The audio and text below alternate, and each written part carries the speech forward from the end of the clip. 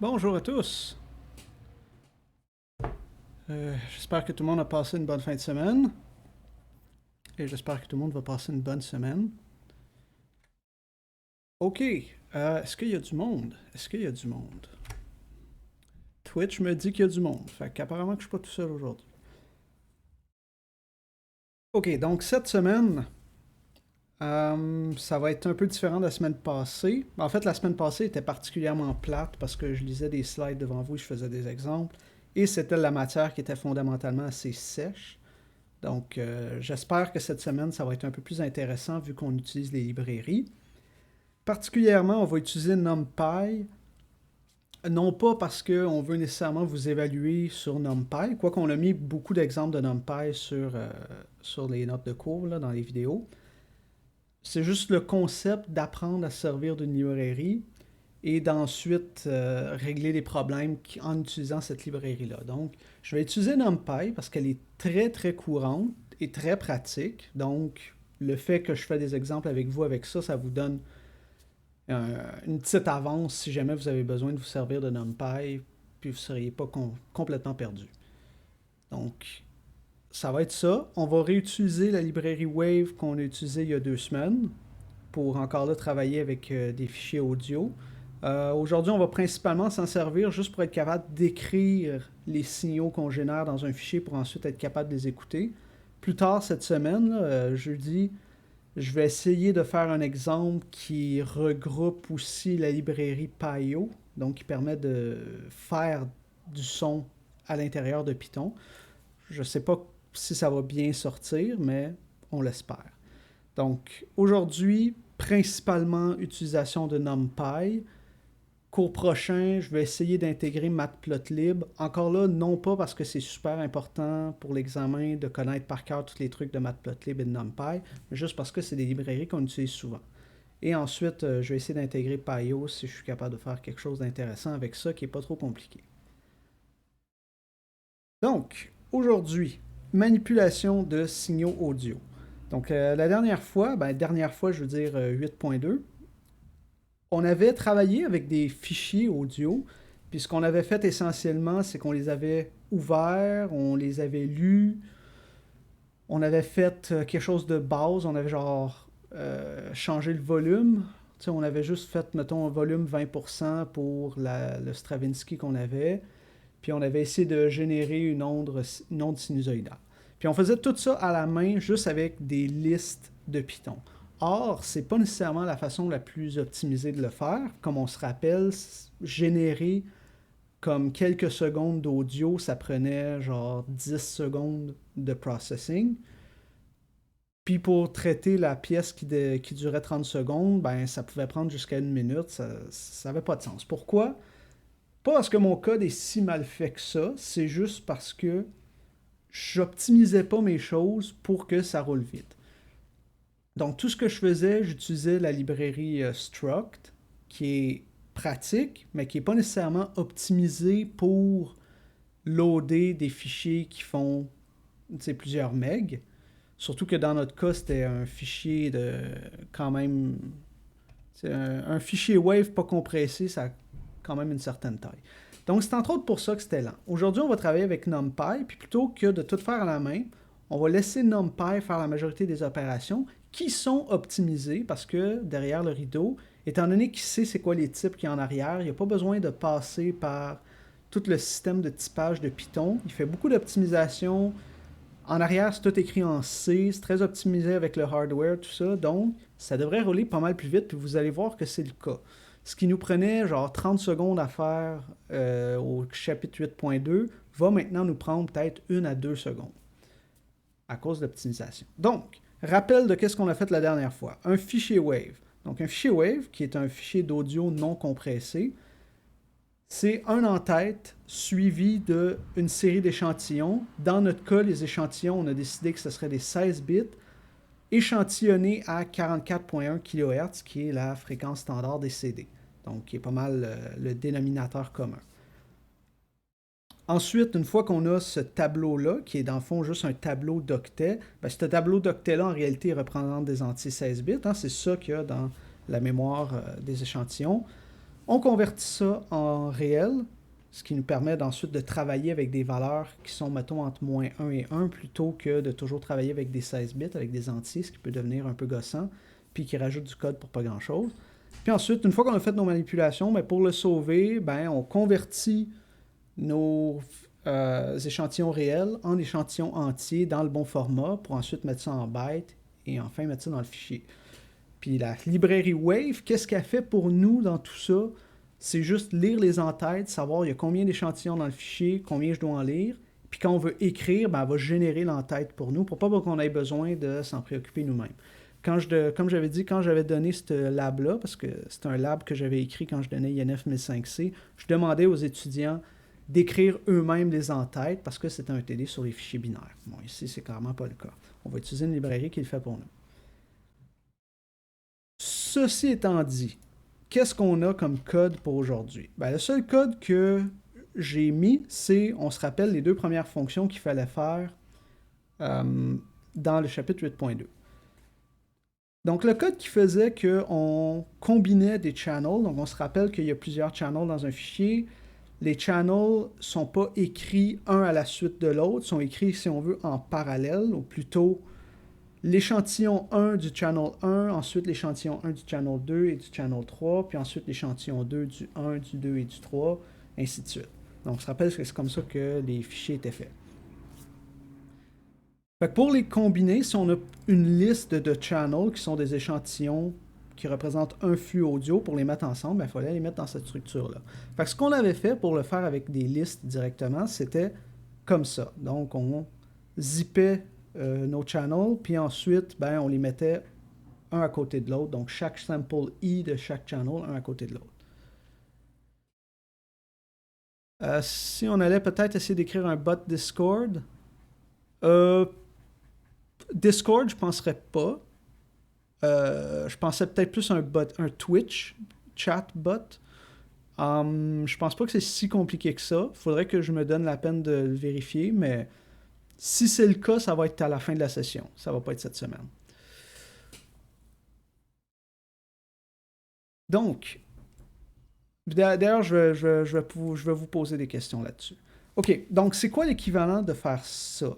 Donc, pourquoi ça, c'est équivalent à ça? Donc, si on regarde dans la documentation, pour faire de la compréhension de liste en NumPy, la façon la plus efficace, c'est pas de juste faire une liste en compréhension puis de la convertir en NumPy array. Ce qui était mon premier réflexe. Puis si vous regardez dans les notes de cours, puis vous regardez dans les exemples qui sont fournis, étant donné que ce sont des exemples simples, qui n'ont pas énormément d'éléments dedans, ça marche de faire ça. Le problème, c'est que en faisant ça, il faut générer la liste au complet pour ensuite la convertir au complet en tableau NumPy. Ce qu'on utilise, c'est from iter, ici, donc d'un itérateur. On lui passe une expression génératrice. Donc, je vais faire une petite parenthèse là-dessus. Je vais mettre en commentaire tout ça, ou en fait plutôt false. On prend tout ça, on le met en commentaire. Si j'ai, mettons, x for x in range 42, 69, par exemple.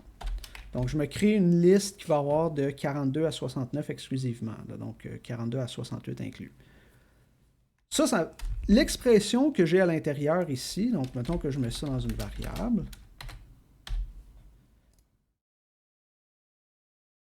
Donc, l'expression que j'ai ici, c'est une compréhension de liste. Puis le fait que je le mette ici à l'intérieur des crochets, ça va me générer une liste. Donc, mettons que je l'imprime. Ça me génère une liste. Mettons que je veux prendre cette expression-là, mais je ne veux pas la mettre dans une liste. Je veux juste m'en servir comme d'un générateur. Autrement dit, de la même façon que si j'avais écrit, mettons, def gen. Puis là, j'avais refait, for x. J'avais fait la même expression, mais à l'intérieur d'un générateur. Puis là, yield x. Parce qu'on s'entend que ça, c'est exactement la même chose que ça. C'est comme ça que Python le génère, ou à peu près. À toute fin pratique, on va dire que c'est comme ça qu'il génère. Si je veux avoir juste cette expression-là, juste le générateur, ce que je peux faire, puis ça, je pense que j'ai peut-être oublié de le dire la dernière fois, c'est ou la dernière fois, ou dans le chapitre 7, au lieu de mettre ça dans une liste, si on prend notre expression qu'on aurait mis à l'intérieur d'une compréhension de liste, puis on la met entre parenthèses, ça va nous faire un générateur. Donc là, si je l'exécute comme ça va me dire que foo est un objet générateur, puis blablabla. Autrement dit, je viens de créer un objet qui est un générateur, puis là, ce que je peux faire ensuite, c'est, mettons,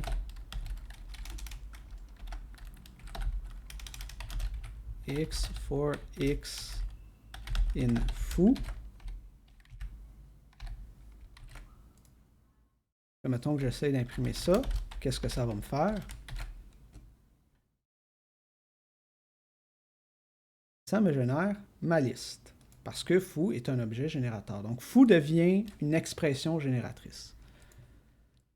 Sachant cela, ce que j'avais fait la dernière fois, c'est que j'avais fait mon expression génératrice ici, puis j'avais mis dans une liste. Mais là, ce que je vais faire, c'est que je vais dire, avec la fonction fromIter ici, donc si je regarde la documentation,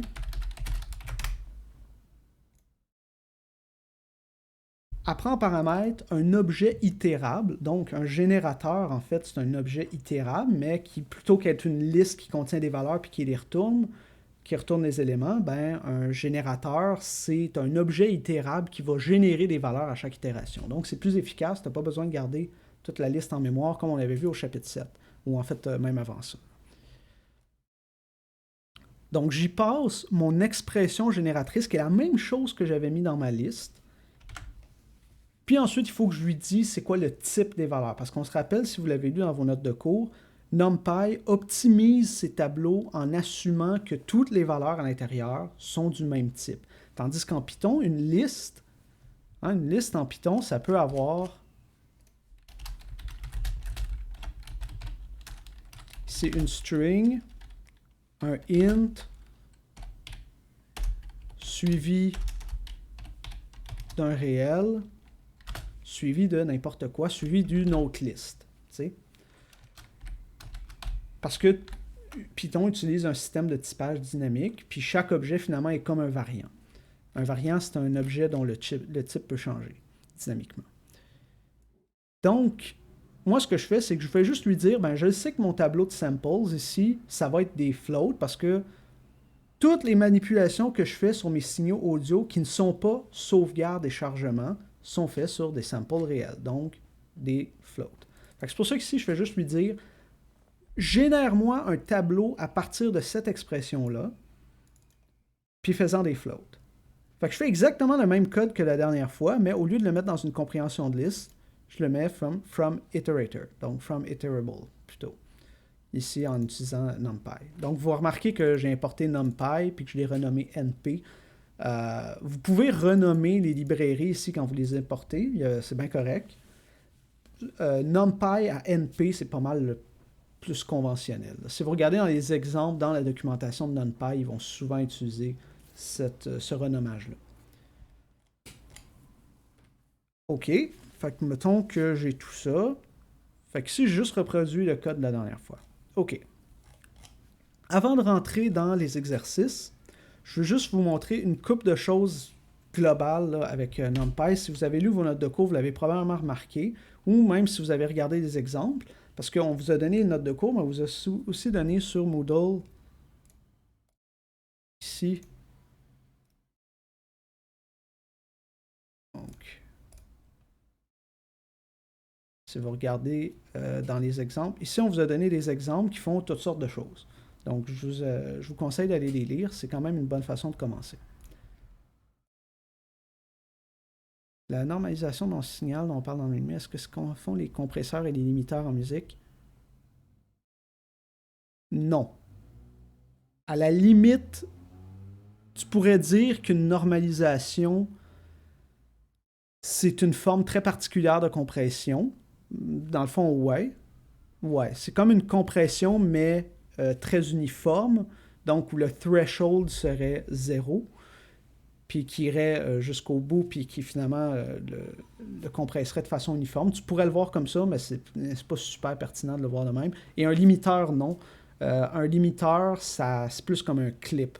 Aujourd'hui, on va faire l'équivalent d'un limiteur, vraiment bête, qui est juste clamper les valeurs entre deux thresholds. Donc, pas vraiment, pour répondre à ta question. Ce qui m'amène à un point, en fait, avant de rentrer dans l'exercice, excusez-moi, c'est un peu chaotique, je passe d'une pensée à l'autre. Depuis quelques semaines, j'essaye le plus possible de faire des exemples avec la musique. Hein. J'ai commencé dans le chapitre 8. On a utilisé c'est ça, Wave, puis avant ça, on utilisait le clavier, puis... Tu sais, je faisais des exemples qui n'étaient pas très conventionnels d'un point de vue de cours de programmation classique. Fait que je voulais savoir si ça vous dérange ou si vous aimez ça ou si vous préférez que je passe à des exemples un peu plus classiques. Donc, j'ai lancé un sondage. J'apprécierais que vous y répondiez le plus possible en grand nombre.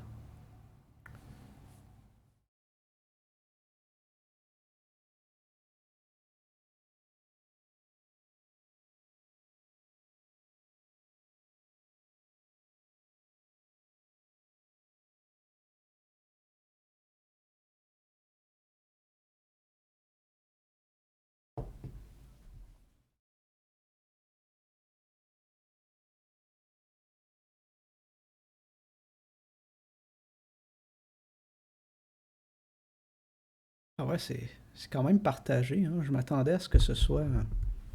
Je m'attendais à ce que ce soit un peu plus proche.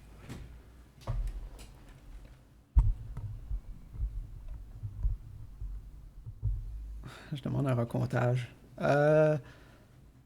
OK. Bon, ben je peux pas mettre les données tout de suite parce que je dois attendre que le Nevada nous donne leur compte. Donc malheureusement, ça sera pas le compte final.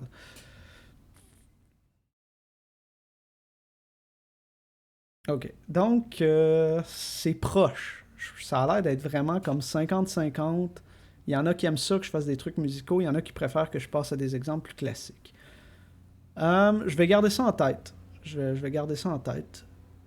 Je vais essayer de rendre des exemples plus accessibles à ceux qui comprennent pas nécessairement la musique, ce qui va impliquer d'écrire des readme un peu plus longs, mais ok. Fait que je garde ça en tête. Fait que merci d'avoir partagé votre opinion avec moi. Alright. Donc NumPy. Soit un tableau quelconque avec NumPy, donc une des façons les plus simples de créer un tableau avec NumPy, mettons que je veux juste créer un tableau à partir d'un générateur, c'est comment je l'ai fait ici. Donc, faire exactement ça à partir d'un itérateur, à partir d'un objet itérable, donc d'un générateur. Mettons foo égale np.iter, puis là, je mets l'expression que je veux. C'est exactement la même chose que je faisais pour générer des listes. C'est des choses qu'on est capable de faire. Donc, mettons, je sais pas moi, sqrt i for i in range, mettons 0,10. Mettons juste range 10. Donc, ça va me générer 0 à 9 inclusivement, puis ça va mettre la racine carrée. Puis là, ici, ben, il faut juste que je lui spécifie c'est quoi mon type. Donc, float comme ça. Il y a un troisième paramètre qui est count, qui est là juste pour optimiser. Autrement dit, si vous lui spécifiez c'est quoi le nombre d'éléments qu'il y a dans le tableau, il va préallouer le tableau au complet plutôt que d'ajouter les éléments à mesure. Ouais, math.sqrt en effet. Est-ce que j'importe math? Non, c'est bon, je vais juste mettre math.sqrt. OK. Fait que, mettons que ça, c'est mon premier tableau. Mettons que j'ai un deuxième tableau qui va être tout simplement les nombres de 0 à 9. Donc, l'autre façon facile, c'est juste d'utiliser aRange, donc comme ça de même. Autrement dit, pour array range. Ça fait l'équivalent de ça, si on veut, si j'utilise aRange. Fait que c'est juste un petit shorthand. Si vous regardez dans les exemples, on en a fait avec ça. Donc, aRange, fait que je vais lui dire, je pars de 0, je vais jusqu'à 10, puis mon step, ça va être 1. Donc, c'est les mêmes paramètres que pour range. OK. Fait que c'est pour ça que ça s'appelle aRange, array range, pour utiliser range, mais en générant un tableau. Maintenant, si j'avais des listes, donc si mes deux affaires-là, c'était des listes, puis je fais foo plus bar, ça va concaténer les listes. Mais NumPy, étant donné que c'est NumPy, Numeric Pi, le but, c'est de juste travailler avec des valeurs numériques. Donc, ça va plutôt agir comme des vecteurs, hein, dans le sens mathématique du terme. Donc, si je fais foo plus bar, ça va me donner ici un tableau qui a la même taille que foo et la même taille que bar, mais dont chaque élément est la somme de chaque élément de foo et bar. Donc, c'est comme une addition vectorielle, si on veut. Si je fais une multiplication, donc si j'avais fait plutôt foo fois bar, ici, c'est pas une multiplication vectorielle ou scalaire, c'est une multiplication élément par élément. Donc, ça fait la même chose ici que si j'avais multiplié chacun des éléments de foo et de bar, puis je mets ça dans un tableau. Fait que vous comprenez le principe. C'est fondamentalement comment on manipule les tableaux dans NumPy. Sachant ça, ici, si je veux donc avoir la différence entre un nombre et sa racine carrée, et ça dans un tableau pour les nombres de 0 à 9, mais ici j'ai mes nombres de 0 à 9, j'ai la racine carrée des nombres de 0 à 9. Donc, si je fais cooks bar moins foo, donc bar qui est des nombres et foo qui est la racine carrée, ben ça va me donner chaque élément qui est la différence entre, mettons, 0 et sa racine carrée, 1 et sa racine carrée, etc. Fondamentalement, c'est comme ça que fonctionnent les tableaux en NumPy. C'est comme ça qu'on les manipule. Ensuite, si j'utilise des trucs comme np.syn, c'est NumPy syn, NumPy sqrt, NumPy, etc., toutes ces choses-là, count n'est pas défini, excusez-moi. Comme ça. Je ne vais pas le mettre, là, parce que ça, c'est juste pour les optimisations, le count. C'était juste une explication. Donc, syn, si je fais numpy.syn, puis que je lui passe un tableau, ce qu'il va faire, c'est qu'il va appliquer sinus, donc il va me donner... Fait que mettons que ici j'ai syn, puis je me fais un petit math.py,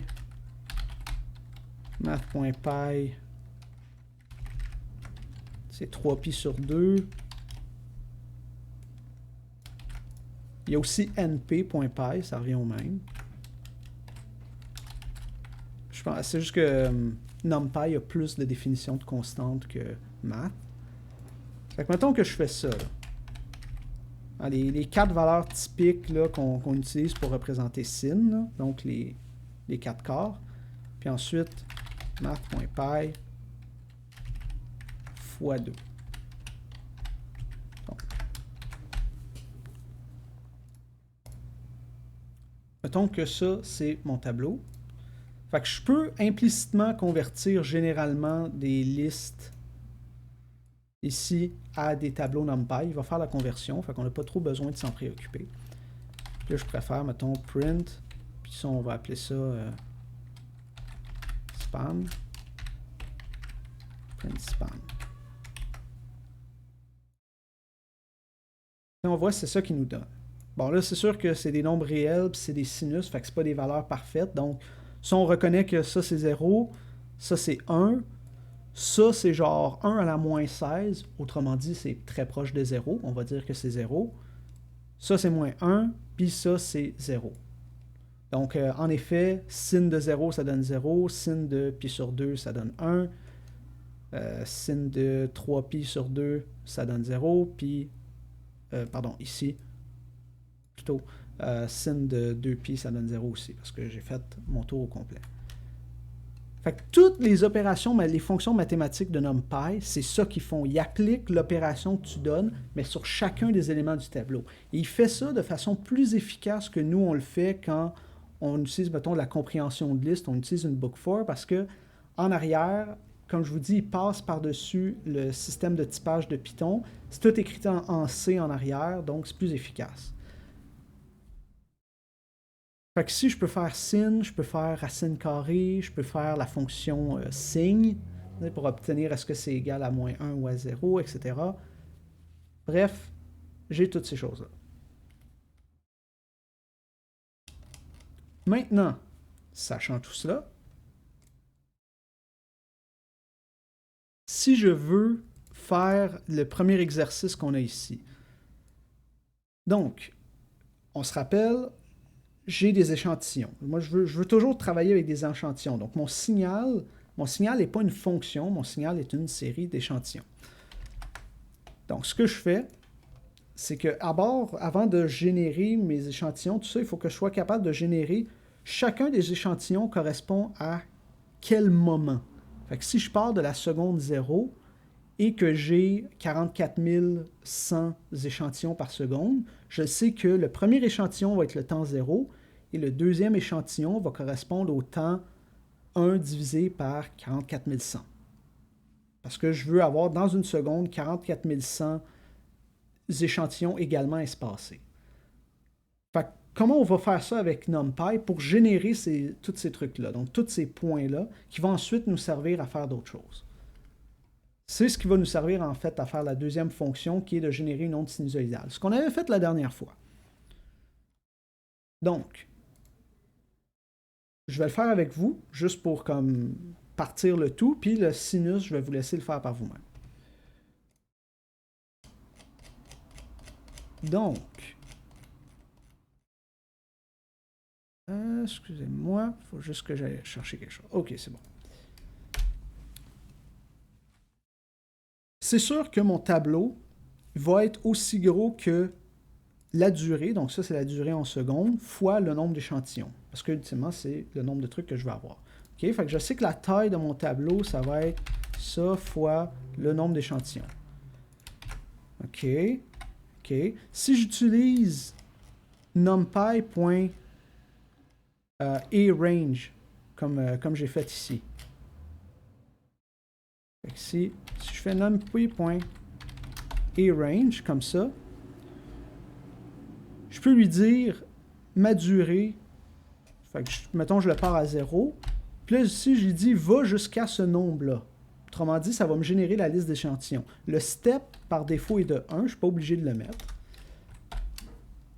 Fait que là, ce qui va me générer, c'est les nombres allant de 0 à ça. Donc là, je vais avoir un tableau de la bonne taille qui a chacun des index dedans. Mais moi, je ne veux pas les index. Ça va me donner un numéro d'échantillon. Moi, je veux le truc en temps. Or, c'est quoi, une fois que j'ai mon numéro d'échantillon? Ben, je prends tout ça et je le divise tout simplement par le nombre d'échantillons. Donc ici, si j'obtiens ça, je prends tout ça et je le divise par mon nombre d'échantillons par seconde. Donc, sampling frec comme ça. Puis je fais un return.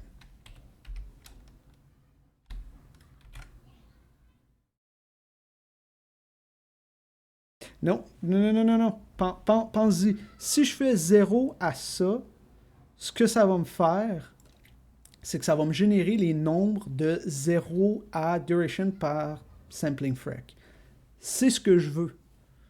Parce que comme ça, je vais avoir un tableau qui est aussi gros que le nombre d'éléments que je veux, mais qui va être des numéros d'échantillons. Puis ensuite, si je veux obtenir la valeur en secondes, je fais juste le diviser par la fréquence. Fait que je vais juste retourner ça comme ça. Fait qu'ici, ben, si je regarde, mettons que je m'en sers de la fonction vite vite. Ici, donc, sample time points, puis je lui mets une durée de, mettons, 0,1 seconde. Ça devrait me faire à peu près 4000 échantillons. Fait que mettons que j'en fais 0,1 plutôt, ça va me donner à peu près 400 échantillons. Fait que je regarde ça. Puis si j'en veux encore moins, mettons que j'en veux juste 40, je peux les imprimer encore plus petits. Donc je ferais, mettons, print foo comme ça. Donc là, on peut voir que ce qu'il me donne, c'est en effet, c'est ici, juste par référence, print 1 divisé par ça.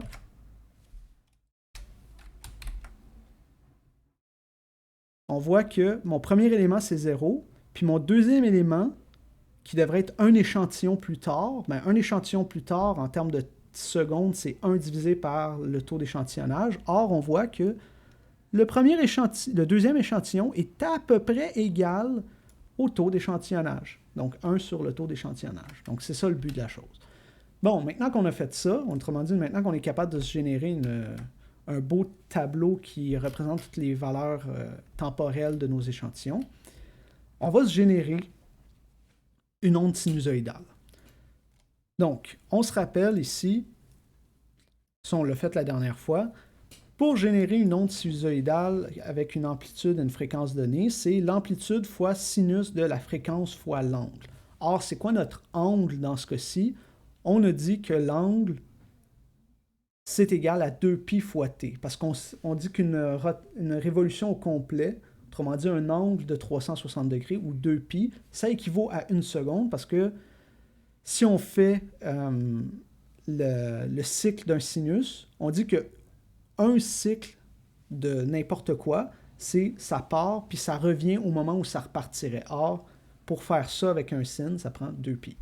Donc, c'est pour ça que je dis 2π fois t, t étant le temps en secondes. OK. OK. Notre temps en secondes, là, on peut le prendre de où? On peut le prendre de cette chose-là. Fait que ce qu'il faut faire, finalement, c'est appliquer cette formule-là avec ça. Donc, autrement dit, A est égal à... Fait que si on combine les deux équations, c'est finalement Y est égal à A fois sin F fois X fois 2 pi ici fois 2π fois t, donc en fait pas x, 2π fois t, où t est le tableau. Donc je vous laisse appliquer cette formule-là avec NumPy. Donc, je vous laisse, mettons, un petit 2 minutes, c'est pas particulièrement difficile. C'est juste d'appliquer cette formule-là, mais au lieu d'utiliser des nombres, on utilise des arrays de NumPy. Fait que je vous donne des indices là, ici dans le README sur comment aller chercher les fonctions. Donc, vous regardez dans la documentation, elles sont pas mal toutes là.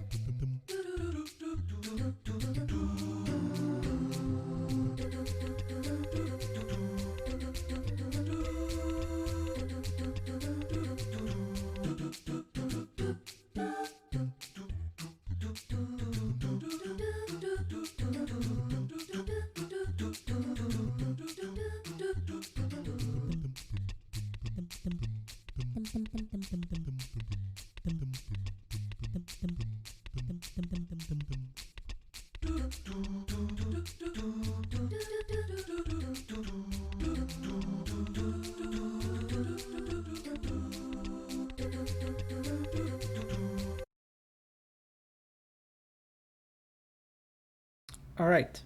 Donc, c'était pas particulièrement difficile. Donc oui, la musique, ça vient de Mario Sunshine, comme je viens de dire dans le chat. Et non, en fait, Nintendo copyright strike pas le monde sur YouTube qui prennent la musique de leur jeu. Faut dire que d'un, c'est un jeu qui est vieux de 20 ans, là, fait que c'est pas comme si c'était particulièrement récent. Mais non, j'ai remarqué que Nintendo copy strike pas le monde sur YouTube. Donc c'est pour ça que c'est pas mal la seule musique qui m'appartient pas que je me permets d'utiliser ou pour laquelle j'ai pas les droits.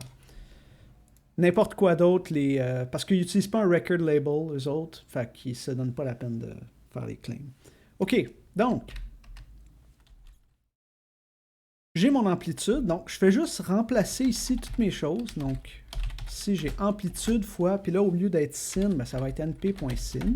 Puis ma fréquence, ben, c'est frec, fois 2 fois pi. Donc ici, 2 fois pi, ben là je peux utiliser math.py ou np.py. On est en numpy, fait qu'on va dire qu'on utilise np.py. Fois t. Or t, il vient d'où?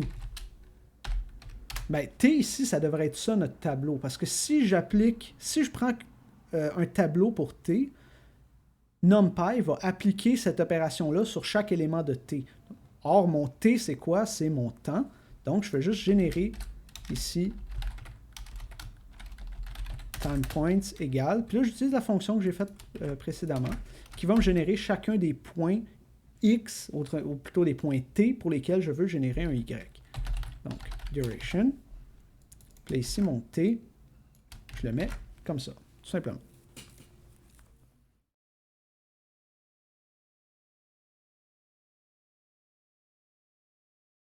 Oui, oui, c'est sûr que si Nintendo, si les compagnies de jeux se mettaient à strike ou à claim le monde automatiquement, il n'y a personne qui pourrait mettre de let's play. Là.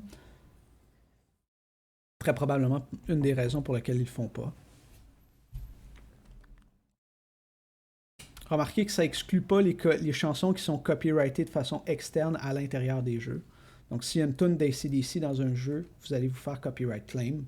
Pas par la compagnie de jeu, mais par le record label, qui est probablement Universal Music Group, parce que c'est eux autres qui font chier tout le monde. OK, donc ça, c'est l'expression qui génère mon tableau. Fait que je fais juste un return de ça. Tout simplement. Fait que si je regarde mon sinus, fait que je vais me mettre ici, je vais faire, mettons,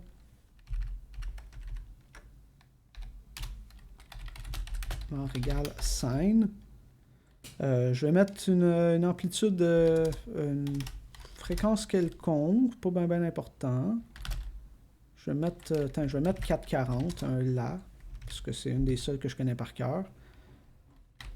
À une amplitude donnée, pendant, mettons, une seconde, donc ça va me générer 44 000. Je trouve que c'est peut-être un peu long, fait que je vais mettre, mettons, une fraction de seconde. Bon, là, c'est sûr que si je l'imprime, ça va être illisible. Mais quand même, je vais au moins mettre un point de débogage pour qu'on soit capable d'aller les voir. Donc, je mets ça ici. Puis là, je regarde, barre, qu'est-ce qu'il y a dedans. Fait qu'à l'intérieur de son tableau, ben là, je peux voir que j'ai, en effet, ici, toutes mes valeurs. Puis mes valeurs, j'ai fait un cycle une fois que je suis parti de 0 et je suis revenu à 0. Donc ici, là j'ai fait la moitié de mon cycle, hein, je suis rendu, j'ai fait la courbe du haut, là je vais faire la courbe du bas, celle qui va dans le négatif. Puis là, elle remonte, puis là, et voilà, j'ai fait mon cycle. Donc mon cycle ici a duré sans échantillon. Or, sans échantillon, à 44 000 échantillons par seconde, si j'extrapole ça, ça me fait à peu près, ben pas à peu près, là, mais ça me fait 440 Hz. Parce que ici, j'ai demandé une onde à 440 Hz. C'est ça le but de la chose. Puis là, bien sûr, si je l'affiche, ben, ça va afficher bien trop d'affaires. Ben, il ne s'est même pas donné la peine de le faire. OK. Maintenant, deuxième exercice. Avant de faire les autres ici, avant de faire l'autre l'onde carrée, En fait, non, on va faire l'onde carrée tout de suite. Ça va vous faire pratiquer ce qu'on vient juste de faire. OK. Donc, une onde sinusoïdale, vous savez ce que c'est un sinus. Une onde carrée, donc si je vous ouvre, mettons, Audacity ici, puis je vous montre de quoi ça a l'air une onde carrée, ben, vous pouvez vous imaginer que c'est une onde qui, au lieu de faire un sinus, ça fait un carré. Mais quand même, donc generate tone square, puis mettons 220 comme ça. Puis là, je regarde de quoi ça a l'air. Ça me donne quelque chose de même. Puis là, mettons que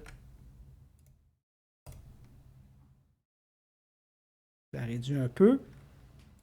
Ça, c'est une onde carrée. Donc, vous voyez, c'est une onde qui, au lieu de faire comme un sinus, elle va à sa valeur maximale, elle passe tout de suite à la valeur minimale, donc négative, donc le négatif de ça. Puis la distance entre ces deux choses-là, c'est l'amplitude. Donc ça, c'est une onde carrée. Si je veux générer une onde carrée, la façon la plus simple, c'est de prendre une onde sinusoïdale et d'utiliser son signe. Donc la fonction signe, c'est une fonction qui est égale à 1 quand une valeur est positive et qui est égale à moins 1 quand la valeur est négative.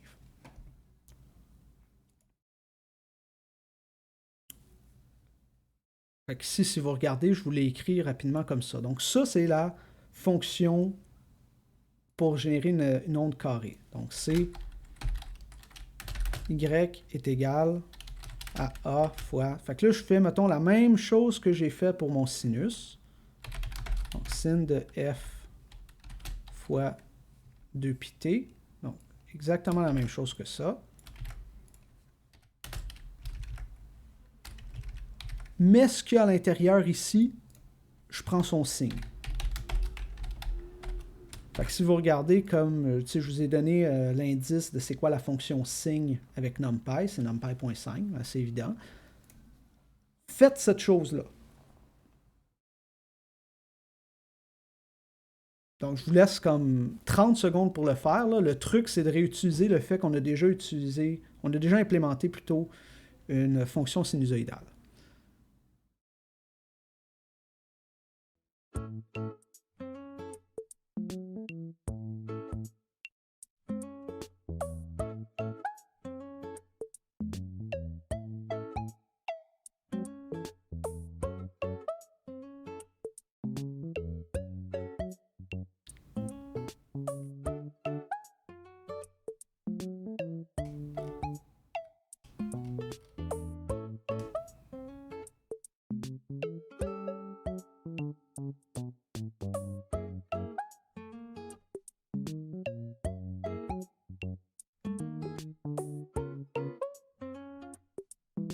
Oui, en effet, c'est Animal Crossing. Même si je ne suis pas un fan de Animal Crossing, j'aime bien les musiques. Très simple.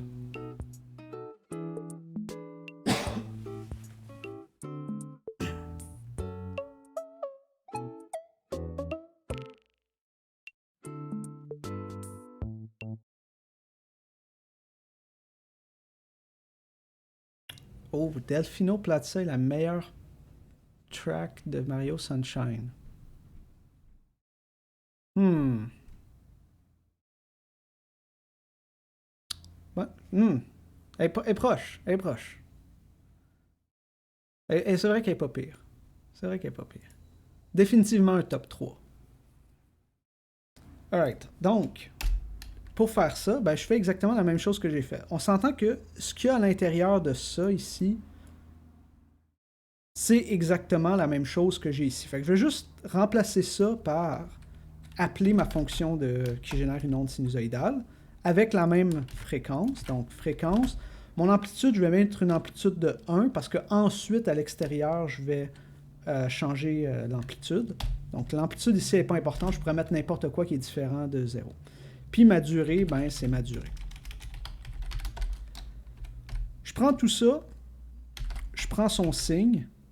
Donc, numpy.sign.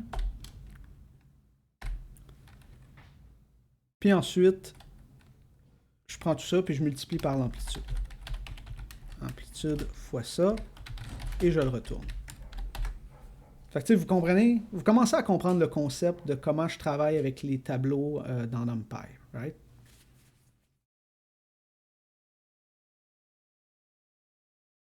Maintenant, une fois que j'ai fait ça, fait que là, j'ai réussi à créer deux fonctions qui me permettent de générer des signaux.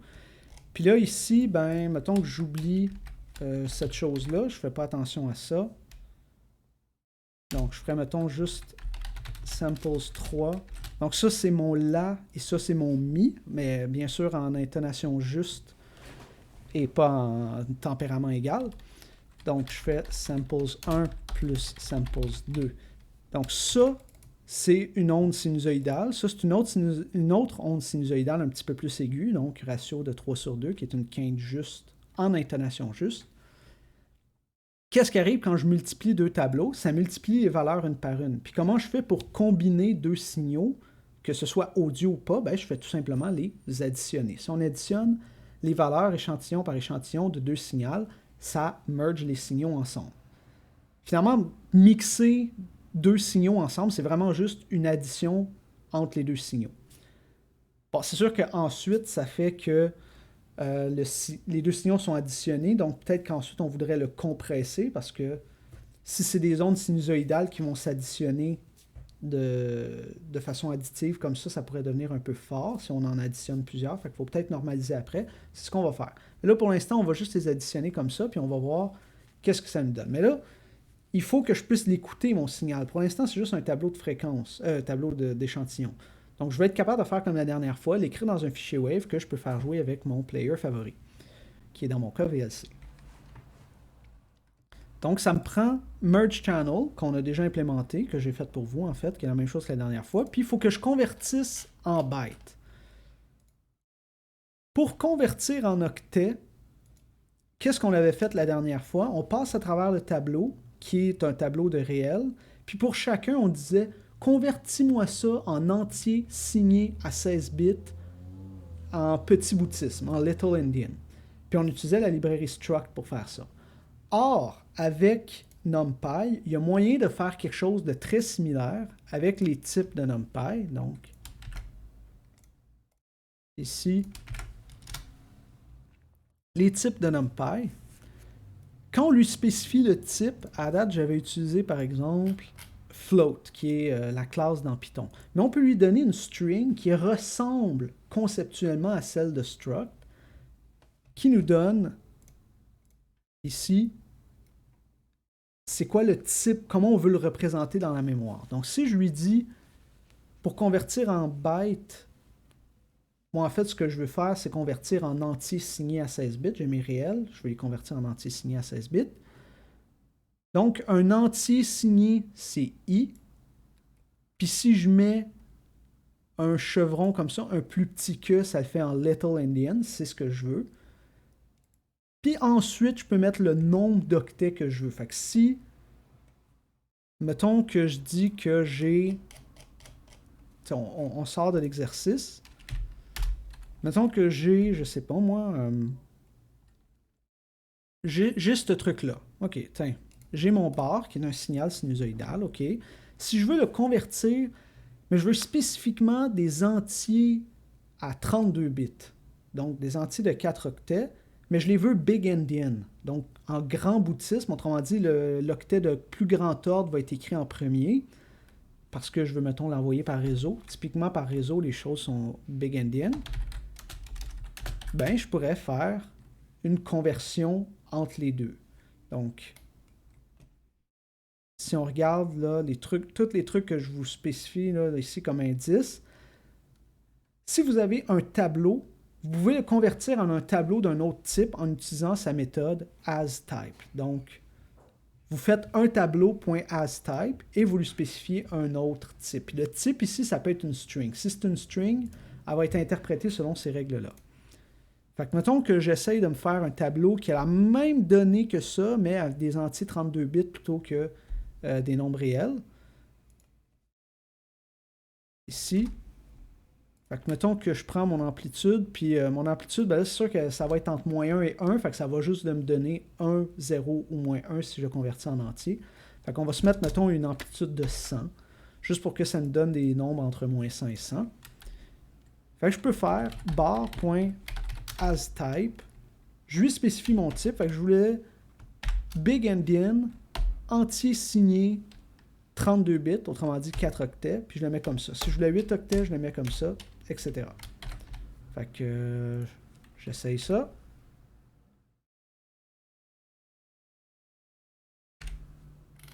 Qu'est-ce qu'il y a dans Cooks? 0, 6, 12, blablabla. On voit qu'il les a convertis en entiers. Puis c'est pas n'importe quelle sorte d'entier, c'est spécifiquement des entiers signés à 32 bits. Ce que je peux faire ensuite, c'est les convertir en ici en tableau de bytes, parce qu'ultimement, ce qu'on veut, c'est écrire des bytes. Fait que si je le convertis en tableau de bytes, ça le fait de façon triviale, parce qu'en mémoire, il est déjà sous la bonne forme. C'est ça le but d'utiliser des tableaux de NumPy qui passent par-dessus tous les trucs de variantes Python. C'est pour optimiser les conversions entre les types et les opérations sur les valeurs.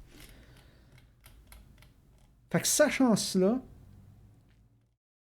ce que je veux faire, c'est la même chose que j'ai faite la dernière fois. J'ai mes nombres entre moins 1 et 1, ou je vais supposer qu'ils sont entre moins 1 et 1. Je veux les mettre sur moins max à plus max, convertir ça en entier, puis retourner le tableau de bytes correspondant. Puis ensuite, juste pour être sûr, je vais mettre un limiteur. Fait que je reviens à la question de votre collègue de tout à l'heure.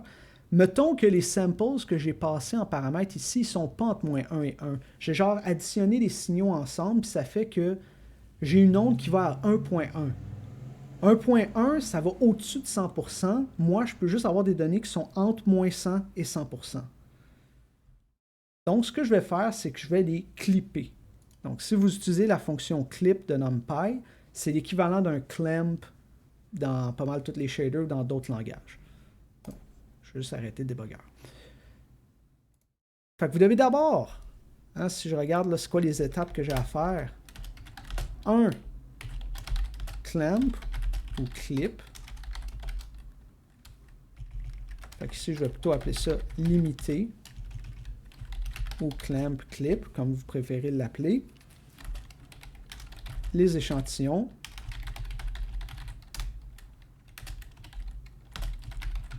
Convertir en entier 16 bits signés. Convertir en bytes.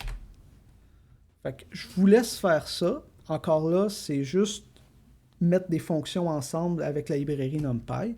Vous êtes parfaitement capable.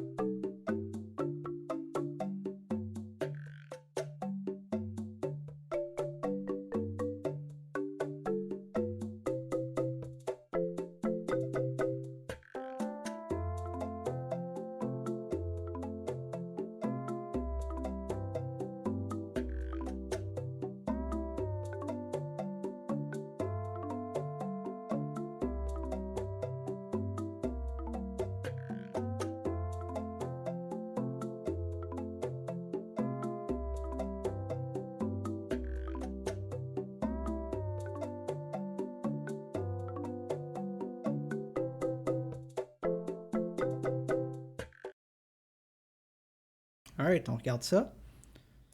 Donc, on peut toutes les enchaîner ensemble et les mettre en une seule expression, mais juste pour que ce soit clair, je vais les mettre dans des variables intermédiaires.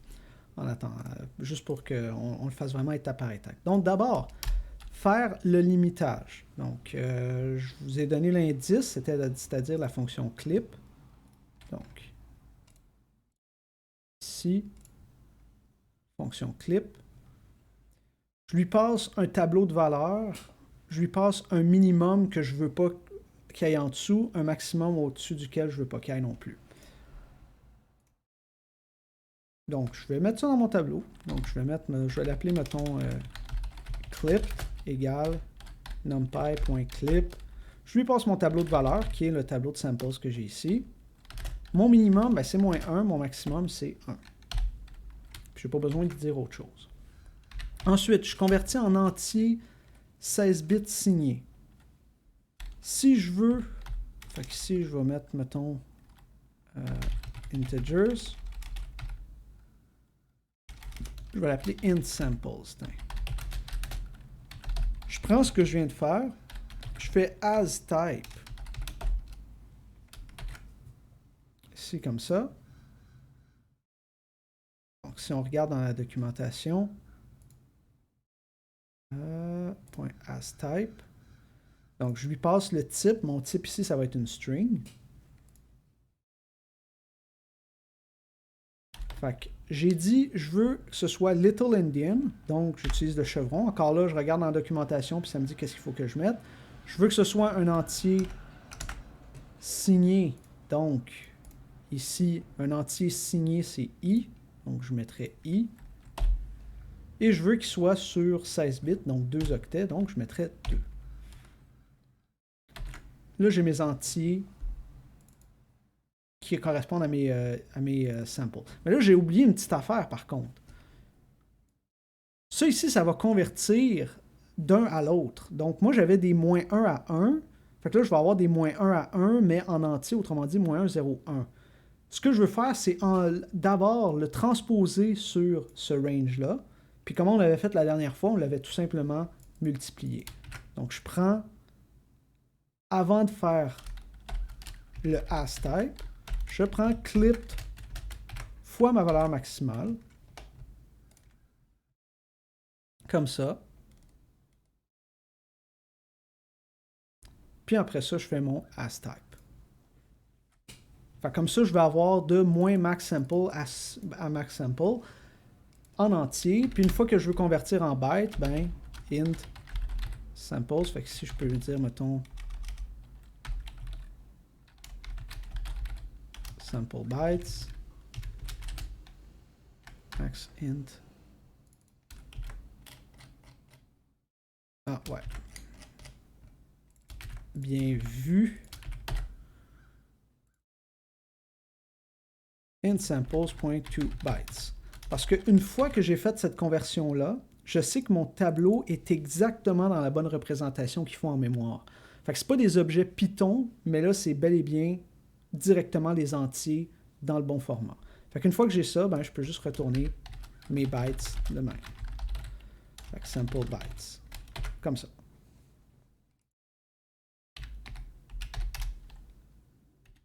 Puis là, mettons, ben, retourne le tout.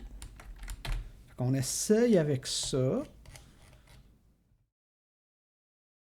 Fait qu'ici, on va voir si ça va le mettre. Fait que là, ici, je merge mes channels. Bon, ici, plutôt que d'en mettre un dans une oreille, un dans l'autre, j'ai décidé que les deux oreilles allaient avoir le même, ici, le même signal. Fait que je fais tout simplement merge channels, celui-là et celui-là, donc le même, parce qu'il faut que j'aille quand même deux channels si je veux générer un fichier qui est stéréo. Donc, je fais ça, mettons. Parce que j'ai dit que mon set nombre de channels, j'ai mis 2 parce que je voudrais qu'il soit stéréo. OK, on essaye avec ça. Ici, if true.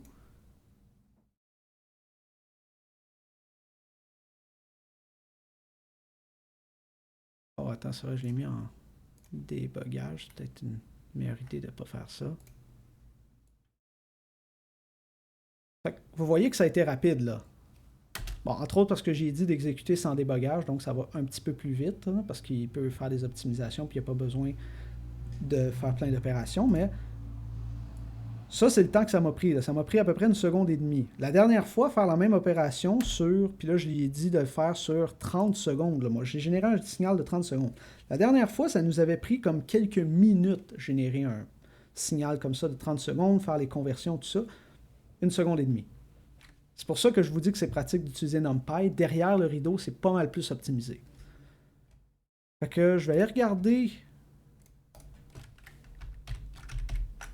ici qu'est-ce que j'ai. Donc, dans mon output, je devrais avoir un perfect fifth.wave. J'espère qu'il ne va pas être trop fort. Non, c'est parfait. J'ai mon signal. Si je veux le regarder, je peux le regarder ici dans Audacity si je veux. En effet, ça ressemble à un signal qui a 2 ondes dedans. Donc, si je m'étais trompé et je n'avais pas fait le merge des 2 ondes, j'aurais eu un signal qui aurait été juste un sinus. Mais là, ici, on peut voir que j'ai 2 ondes qui sont ensemble. Puis à l'oreille, ben, pour ceux qui ont une oreille qui a de l'allure, ben, vous êtes capable d'entendre la quinte assez facilement. Alright! On a fait à peu près la moitié de la job. Là, on va prendre une pause, bien sûr. Ce qui nous reste à faire, c'est, une fois qu'on a généré ça, ben, on peut faire l'exercice inverse, qui est de, ici, j'ai converti vers les bytes, mais je peux aussi convertir vers des samples. Donc, à partir des bytes, je convertis en samples. C'est l'opération inverse. Je vous donne des indices sur comment le faire, mais essentiellement, le truc, c'est d'utiliser from buffer. Donc, j'ai peut-être oublié de le mettre dans le README. Je vais aller le mettre à l'instant. Mais ça, je vais le faire en revenant de la pause. En revenant de la pause, ensuite, on va essayer de faire la normalisation, parce que c'est quand même un truc qui est le fun à faire. Puis si on a le temps, on va générer une onde sinusoïdale avec ses harmoniques. Donc, ça va me prendre probablement 10 minutes juste pour expliquer c'est quoi des harmoniques. C'est pour ça que je dis que ça se pourrait qu'on n'ait pas le temps. Donc, on se revoit dans 10 minutes pour le reste du cours. Donc, à tout à l'heure.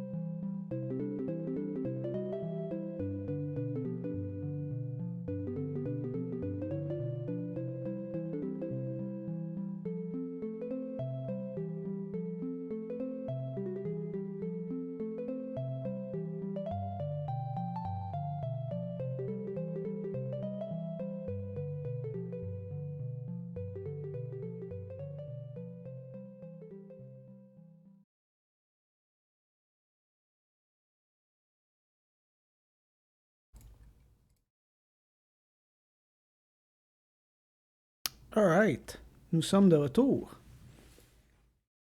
OK, donc prochaine question. On venait de faire passer de sample à byte. Puis là, on voudrait faire le contraire. Mettons que j'ai lu mon fichier, je vais être capable de travailler avec. Moi, ce que j'ai, c'est un tableau de bytes que je sais qui représente des entiers signés à 16 bits. Puis je veux convertir ça ensuite en sample. Donc, je vais aller rajouter ça ici rapidement dans le README. En gros, la fonction qui nous permet de faire ça, c'est numpy from buffer. Donc, c'est pas parce que je connais ces choses-là par cœur que j'ai été capable de trouver ces réponses-là. Juste que j'ai googlé, attends, comment je construis un tableau NumPy à partir d'un tableau de bytes. Clairement qu'il y a tellement de représentations natives en NumPy, il doit y avoir une fonction qui le fait pour moi. Puis bien sûr, il y a quelqu'un sur Stack Overflow, ou je me rappelle plus sur quoi, qui nous a dit comment le faire. Donc je regarde numpy.fromBuffer. Je vais rajouter ça ici dans le README comme indice pour que quand vous le regardiez après le cours, si vous voulez refaire les exercices, vous ne soyez pas trop perdu. Donc, numpy.fromBuffer.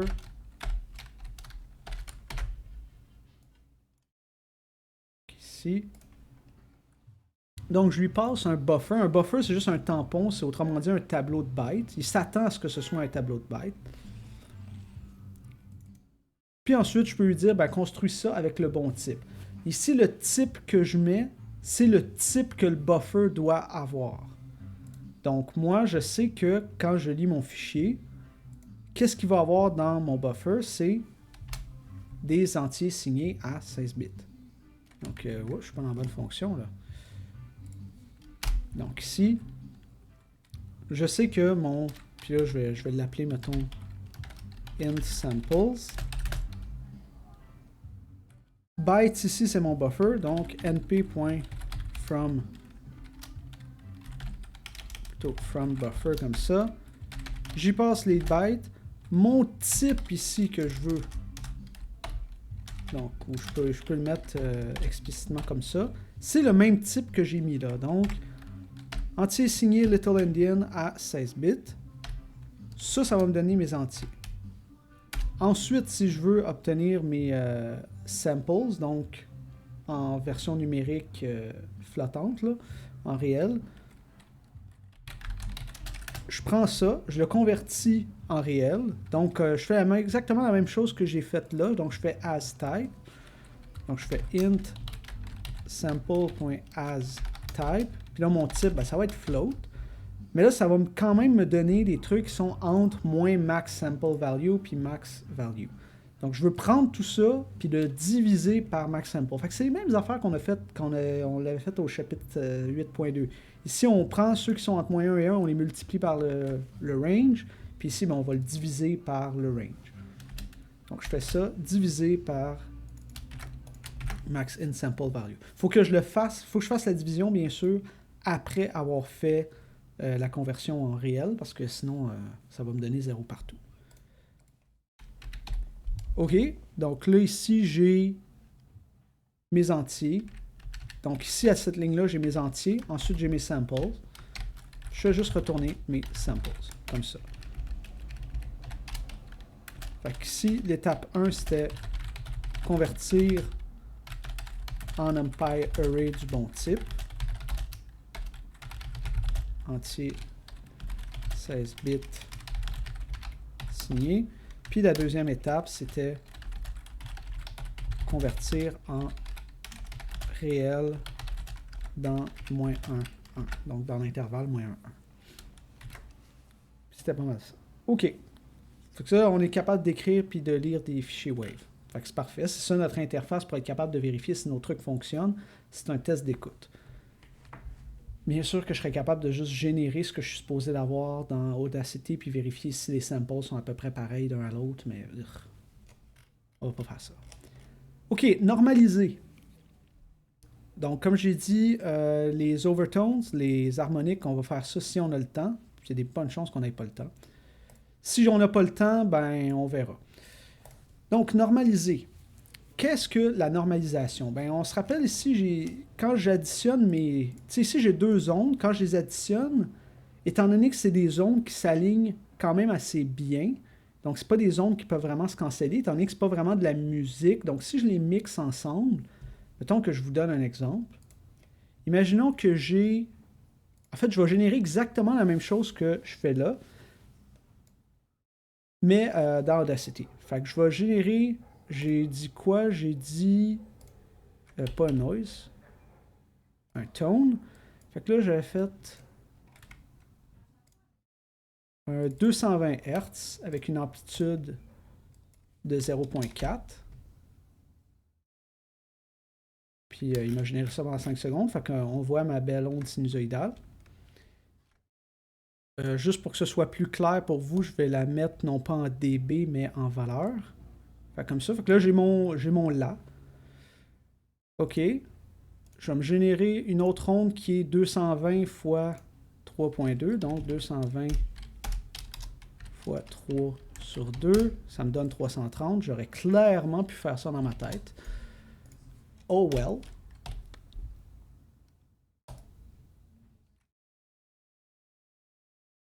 Puis ici, je vais encore là le mettre en valeur. Fait que là, on voit pas la même onde. Donc ça, c'est mon onde de 220, ça, c'est mon onde de 330. Mettons que je mixe les deux ensemble. Vous voyez, là, celui-là va jusqu'à 0.4, celui-là va jusqu'à 0.3. Right? À peu près, là. Si je le panne un petit peu comme ça, là, vous voyez à peu près où est-ce que ça va. OK, je vais mixer les deux tracks. Puis je vais regarder qu'est-ce que ça me donne. Le mixage, là, il a fait la même chose que moi je fais, il a juste additionné les deux. Voyez-vous ici que mon volume, il est pas mal plus fort. Hein, mettons que je les regarde comme ça à la place, là, juste pour voir c'est quoi l'amplitude maximale. Vous voyez, celui-là va jusqu'à 0.3, celui-là va jusqu'à 0.4, celui-là va jusqu'à 0. à peu près 7. Donc à peu près 6 ou 7. Là, c'est pas si pire parce que je les ai mis dans un range qui était quand même assez petit parce que je l'avais prévu. Mais si j'en mixe beaucoup des comme ça, ça peut commencer à devenir très fort comme volume. Fait que là, ce que je vais faire, c'est que je vais le normaliser. Puis le normaliser, ce que ça veut dire, c'est que la valeur maximale que j'ai ici, puis c'est ça que je dis dans le README si ça ne vous tente pas de m'écouter puis vous voulez le lire en texte. Ce que je fais, c'est que j'ai mon onde, mettons, qui est ici. Là, donc ça, ce serait par exemple ma valeur maximale. On va dire le pic ici de cette onde-là. Plutôt, je vais le regarder ici pour que vous puissiez le voir. Donc le pic de cette onde-là, on va dire que ça, c'est ma valeur maximale. C'est le sample qui a la plus grande valeur absolue. Fait qu'on s'en fout que ce soit dans le négatif ou dans le positif.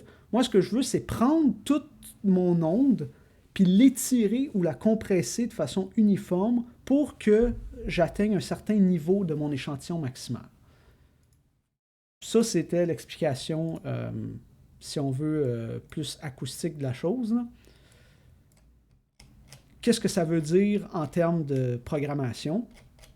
Ici, donc, normalisation d'un signal. Il faut d'abord trouver c'est quoi l'échantillon qui a la valeur absolue maximale. Calculer le coefficient à appliquer à tous les autres échantillons pour amener ça à une certaine cible. Donc, si vous regardez dans normalisation ici, j'ai ma liste de samples, bien sûr, et j'ai une cible. Donc, moi, je veux prendre ces samples-là, puis je veux que l'échantillon maximal soit rendu à ça en étirant l'onde de façon uniforme. Donc, je trouve c'est quoi l'échantillon maximal. Fait qu'ici, je vais juste faire du petit copier-coller.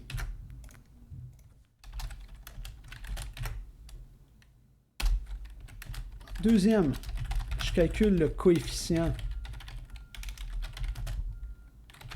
entre l'échantillon max et la cible de normalisation. Donc, si ma cible de normalisation est plus grande que mon échantillon maximal, ça veut vouloir dire que je veux amplifier mon signal, tandis que sinon, je veux le diminuer. Fait que si mon coefficient, il va être nécessairement être plus grand que 1 si j'ai besoin d'augmenter le volume et plus petit que 1 si j'ai besoin de le diminuer. Fait qu'une fois que j'ai mon coefficient, ben, j'applique mon coefficient. Fait qu'étant donné que c'est un coefficient, ben, je fais une multiplication.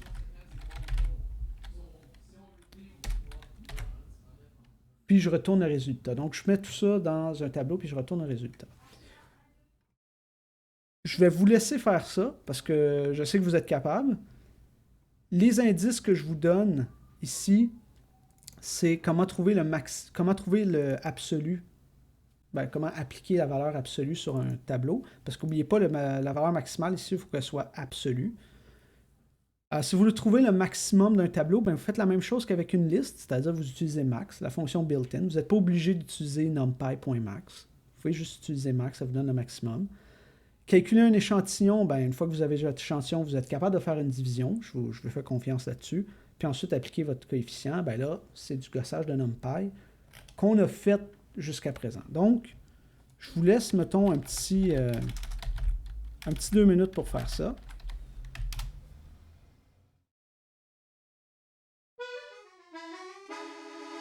Puis on va le faire ensuite ensemble, puis on va voir si on a du temps pour les harmoniques.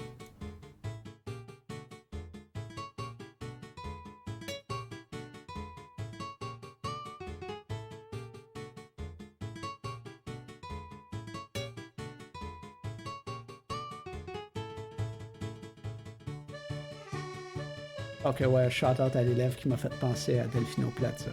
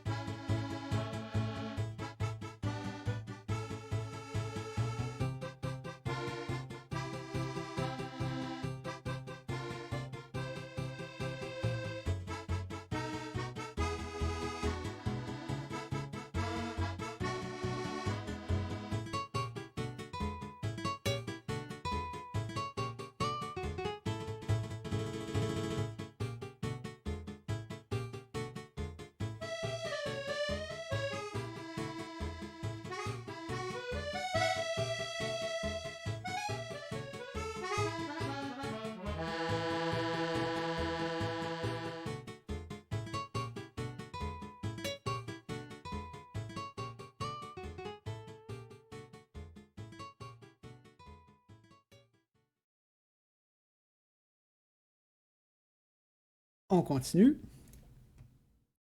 Donc, on va passer à travers les étapes. Donc d'abord, je vais trouver l'échantillon qui a la plus grande valeur absolue. Fait que première étape, c'est de convertir en valeur absolue. Fait que ici, je vais appeler ça, je vais mettre ça dans ABS Samples. Puis il y a NumPy Absolute que vous pouvez utiliser ici. Donc ici, numpy.absolute.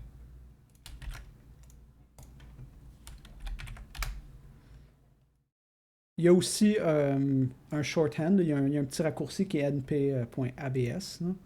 Donc, c'est ce qu'on va utiliser. Égal donc numpy.abs de samples, tout simplement. Je veux trouver le maximum de ça, ben max sample, c'est tout simplement max de ce truc-là.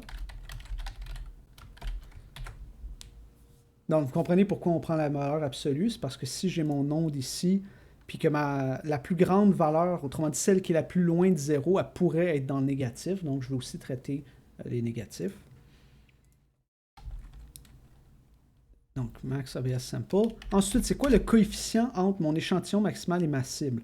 Moi, ce que je veux, c'est quoi l'opération que je dois faire pour que max sample devienne norm target et à laquelle je peux...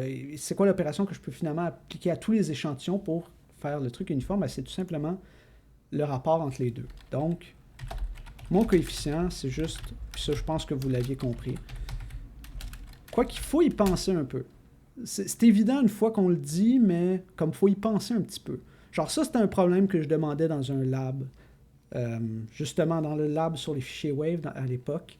Je demandais de faire la normalisation, puis il fallait comme qu'il pense à comment je calcule le coefficient. Mais c'est tout simplement la cible divisée par mon échantillon maximal. Autrement dit, si la cible est plus grande, ça va me donner un coefficient plus grand que 1, puis si la cible est plus petite, ça va me donner un coefficient plus petit que 1. Donc, divisé par max sample. Là, j'ai mon coefficient. Comment j'applique un coefficient? Ben, je fais chacun des samples, je veux qu'il soit multiplié par ce coefficient-là. Donc, je fais juste la multiplication avec NumPy. Donc ici, faisons normalized samples, ça va être égal à coefficient fois mes samples. Donc je vais juste l'appliquer uniformément à tout le monde. Puis mon coefficient ici, ben, on aurait pu appeler ça comme un gain. Hein? C'est un peu comme un gain finalement. Pour ceux qui sont plus habitués de parler avec ces termes-là. Le normalized sample, je retourne ça. Fait que mettons que je prends mon onde sinusoïdale que j'ai ici, qui est entre, on va dire, qui est entre moins 0.5 et 0.5. Donc j'ai mis une amplitude de 0.5. Autrement dit, mon échantillon maximal va être 0.5. OK? Puis je normalise ça pour l'amener à 1. Donc normalize ici. Samples, puis je vais l'amener, mettons, à 1.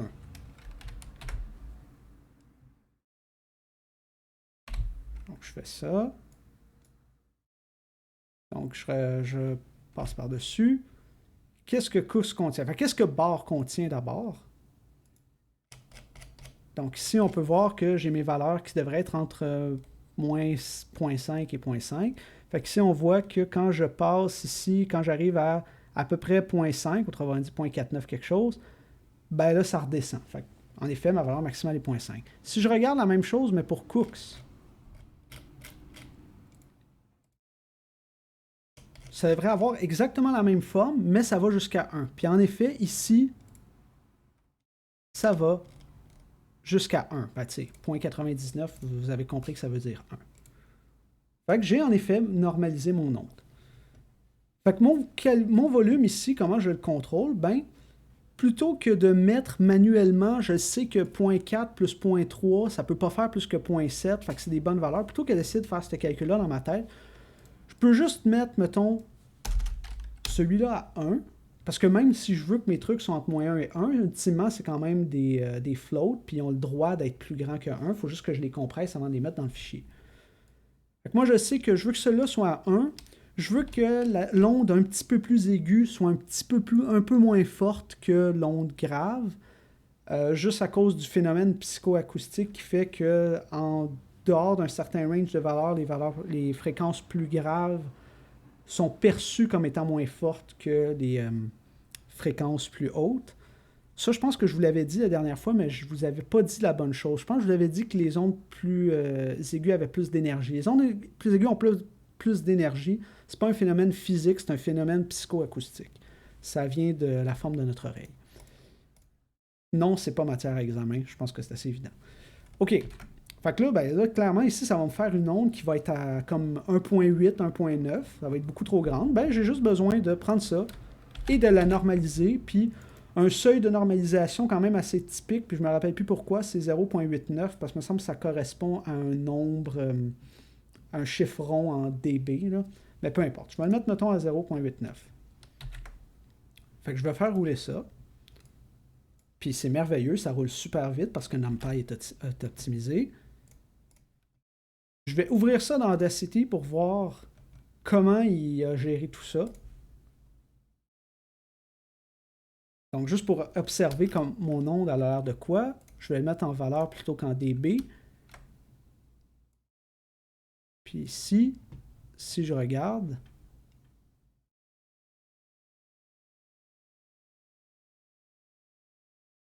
ben, en effet, mon pic maximal, là, il est à 0,89 parce que c'était mon seuil de normalisation.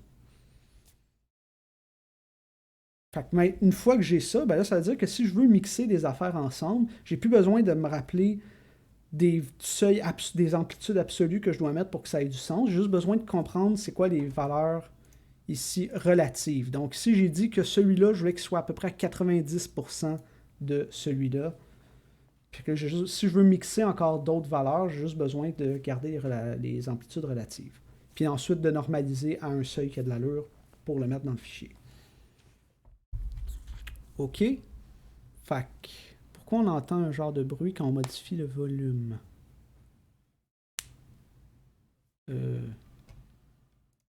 Oh, ça se peut que j'avais fait une erreur. Non, c'est correct.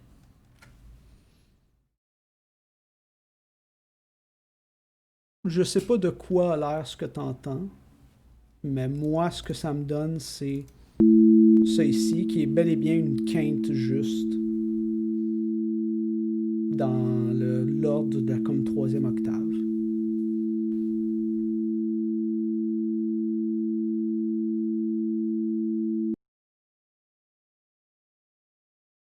Alors, quand on change le volume manuellement, tu veux dire dans le player?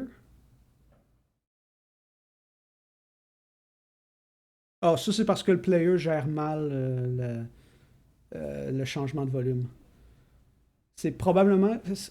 Si tu veux, ce que tu entends, c'est pas un bruit, c'est des clics qui sont en fait des jumps très rapides entre deux samples. Puis, c'est généralement les players, quand tu veux vraiment faire un changement de volume qui est smooth, il faut que tu fasses comme un mini crossfade entre les samples autour desquels tu changes le volume, juste pour pas apparaître, juste pour pas entendre des clics. C'est de l'audio numérique, là. C'est pas le but de l'exercice d'aujourd'hui. Aussi, tu l'entends parce qu'on travaille avec des fréquences pures, fait que c'est un peu plus facile d'entendre les imperfections quand on travaille avec des fréquences pures qu'avec de la musique ou des vraies notes. Fait que c'était pas mal ça pour aujourd'hui. Je sais que ça a été très musical, ce qui apparemment est partagé comme avis, en fait très partagé. Fait que je vais essayer d'être plus safe à l'avenir. Je vais faire des trucs moins avancés. La seule chose qui nous restera à faire, c'est un exercice que j'avais mis en plus, mais que je me doutais qu'on n'aurait pas le temps de faire parce que, ben, maintenant, j'ai beaucoup d'explications à faire, puis c'est un peu plus long. C'est faire le sinus, mais avec les harmoniques. Donc, ce que je vous demande, c'est... Genre, vous pouvez partir tout de suite, puis juste attendre que l'enregistrement soit mis. Est-ce que vous préférez que je fasse l'explication avec vous tout de suite, ou que même je vous laisse le temps pour le faire, puis au pire, on dépasse du cours, puis ceux qui veulent partir partent? Ou est-ce que vous préférez que j'arrête cela, puis je fais juste uploader la solution, puis vous arranger avec? Donc, vous pouvez participer au sondage. Donc, ce que je ferais, c'est que j'arrêterais là. J'uploaderai le tout dans exercice prof, exercice version prof, puis vous pourriez le regarder par vous-même plutôt que de m'écouter. Fait que dans le fond, vous votez 1 si vous voulez que je donne l'explication en plus. Là. Bon, ben, je pense que ça n'a pas l'air de trop vous intéresser de faire un signal avec des harmoniques. OK. Dans ce cas-là, j'ai mis une petite explication qui dit un peu c'est quoi la mathématique de la chose. Puis après ça, vous pourrez regarder ça par vous-même. C'est pas ce qui est le plus intéressant. C'est juste que c'est encore là du gossage avec NumPy, puis faire des additions, des multiplications, juste pour s'habituer un peu plus au tableau. Donc, on va s'arrêter là. Je vais mettre ce qu'on a fait aujourd'hui dans l'exercice version prof, comme toujours. Je vais uploader, je vais mettre à jour aussi le README, donc j'ai mis quelques trucs à jour. Si je vois qu'il y a des trucs qui manquent, je vais en mettre. Puis ça va être ça pour aujourd'hui. On se revoit jeudi où je vais essayer de faire quelque chose qui est intéressant, mais qui n'est pas trop musical. Donc je vais peut-être un peu plus gosser avec une manette cette fois-ci. Puis encore là avec NumPy, puis avec Matplotlib. Donc, merci d'avoir été là. Je vois que j'ai toujours à peu près le même monde à chaque cours. Fait qu'au moins, je sais que je ne deviens pas de plus en plus ennuyant. Je suis ennuyant de façon stable. Donc, sur ce, merci à tous et à jeudi. Bon reste de semaine.